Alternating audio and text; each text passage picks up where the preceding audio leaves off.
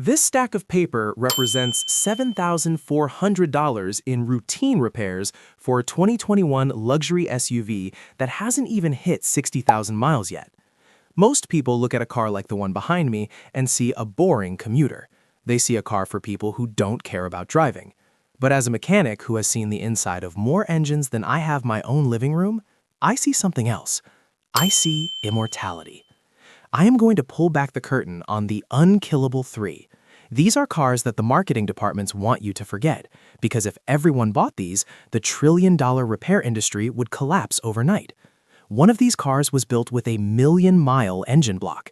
Another one has a transmission so robust it was originally designed for heavy-duty commercial use. And the third? It's currently selling for $6,000 because people think it's uncool, while it's literally outranking Lexus in long-term reliability studies. If you are tired of being a slave to a car payment, or if you're terrified of your check engine light, sit down, take notes, because the mystery isn't why these cars are so good, it's why the industry is trying so hard to hide them from you. Let's go. Number 1. The Honda Civic, 2006 to 2011. Now, I know what you're thinking. A Civic? That's not overlooked. But wait, everyone looks for the SI model or the newer turbos. The real immortal gem is the base model 8th generation Civic with the R18 engine. Why is this car a mechanical masterpiece? Let's look at the engineering. Most small cars use an interference engine with a timing belt. If that belt snaps, your engine is an expensive paperweight. The R18 uses a timing chain designed to last the life of the vehicle. The VTEC secret. People think VTEC is just for racing. In the R18, Honda used economy VTEC. At highway speeds, the engine actually keeps the intake valves open longer to reduce pumping losses. This isn't just a fuel-saving trick. It reduces the internal stress on the engine components. It's an engine that relaxes at 70 miles per hour. Common myths versus reality. You might have heard about cracked engine blocks in the early 2006 to 2009 models. This is where the expert part comes in. Yes, there was a casting flaw, but here is the secret. Honda extended the warranty to 10 years, and almost every single one on the road today has either already been replaced with the updated Type B block or never had the issue to begin with. If you find an 8th gen Civic today that isn't leaking coolant, it will likely never leak coolant. The transmission factor. While the rest of the world was moving to unrepairable CVTs, this Civic kept a robust 5-speed hydraulic automatic. It's simple, it's chunky, it's bored. It can handle twice the torque the engine actually produces. Cost of ownership. I want you to imagine a scenario. Your alternator dies. In a modern German car, that's an $800 part and 4 hours of labor. In this Civic, you can buy an alternator at a junkyard for $40 or a new one for $120, and you can change it yourself with 2 bolts and a YouTube video. Number 2. The Toyota Avalon, 2005 to 2012. If the Civic is the reliable student, the Toyota Avalon is the retired billionaire. Everyone and their grandmother wants a Toyota Camry. Because of that, used Camry prices are insane. You are paying a popularity tax. But the Avalon? The Avalon was marketed to people over the age of 70. Because of that, it has a grandpa stigma. The mechanical truth? Underneath the skin, the 2005 to 2012 Avalon is built on a stretched Camry chassis, but it uses the 2GR FE 3.5-liter V6. This engine is a legend. Toyota uses the same engine in the Lexus RX 350, the Highlander, and even the Lotus Evora sports car. It is a 268-horsepower beast that is barely under any stress in a sedan. It uses a timing chain, has massive oil galleries to prevent sludge, and features a cooling system that was designed to handle the desert heat of the Middle East, where these cars are incredibly popular as taxis. The luxury secret?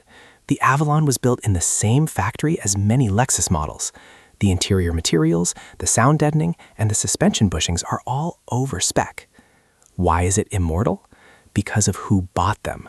Unlike the Civic, which might have been driven by a teenager who thought they were in Fast and Furious, the Avalon was almost exclusively bought by people who took it to the dealership every 5,000 miles for an oil change. When you buy an Avalon, you aren't just buying a car, you're buying a service history. What to check? The only Achilles heel on the early 2GR FE engines was a rubber oil cooler line that could leak. It was a $50 part. Most have been replaced with a metal line. If that's done, there is nothing, and I mean nothing, that stops this car from hitting 400,000 miles. Number 3. The Scion XB, 2004-2006. Our final entry is the strangest looking car on the list, the first generation Scion XB. It looks like the box the car came in. But don't let the funky styling fool you. This is a Toyota Echo Yaris in a tuxedo. The engine, 1NZ-FE, this 1.5-liter engine is the same one Toyota used in the first-generation Prius. It was designed for one thing, efficiency through simplicity. It doesn't have a complex variable valve timing system on both sides. It doesn't have a turbo. It has 4 cylinders, a throttle body, and a dream. In the car world, we have a saying, simple doesn't break. The Scion XB is so simple, it's almost offensive. The dashboard is in the middle, the seats are basically park benches, but because it weighs so little, the engine never has to work hard. The immortal proof. There is a famous Scion XB in the enthusiast community with over 600,000 miles on the original engine and transmission.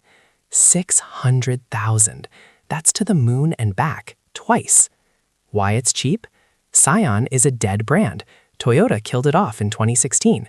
Because the brand doesn't exist anymore, many buyers think they can't get parts. The mechanic's secret? Every single mechanical part on a Scion XB is a Toyota part. You can walk into any Toyota dealership in the world, give them your VIN, and they will have the part in stock. You get the discontinued discount on the car price with the world-class support of the Toyota network. The expert buying strategy. Now, you have the list, but a list is useless if you don't know how to shop. Here is how you buy an immortal car without getting burned. The cold start test. Always arrive 15 minutes early to look at a car. You want to feel the engine. Is it warm? If the seller warmed it up before you got there, they might be hiding a cold start knock or a smoking exhaust. You want to hear that engine wake up from a dead sleep. The undercap inspection. Take off the oil cap. Look for sludge. It looks like burnt chocolate pudding. If you see that, it means the owner skipped oil changes. Even a Toyota can't survive skipped oil changes. The fluid color check. Pull the transmission dipstick, if it has one. It should be red or pink. If it's black and smells like burnt toast, the immortal transmission is currently in the emergency room. My YouTube coach advice. If you find one of these 3 cars with a clean title and a stack of receipts, buy it on the spot. Don't haggle over $200. These cars are disappearing as people realize how bad modern cars are. The market is correcting itself. The cheap and immortal era is closing. I started this video by showing you a $7,000 repair bill. I'm ending it by telling you that for that same $7,000, you could own a 2010 Toyota Avalon that will likely outlive that luxury SUV by another decade. The mystery isn't about which car is best. The mystery is why we as a society have been convinced that we need a $700 a month car payment to be safe or successful. True success is having a car that starts every morning, costs nothing to own, and allows you to put your money into your life, not your garage. Don't buy a car until you've watched my next video on the 5 engines you should never buy. Click here to watch that now. Thanks for hanging out in the garage with me. Keep your oil clean and keep them on the road.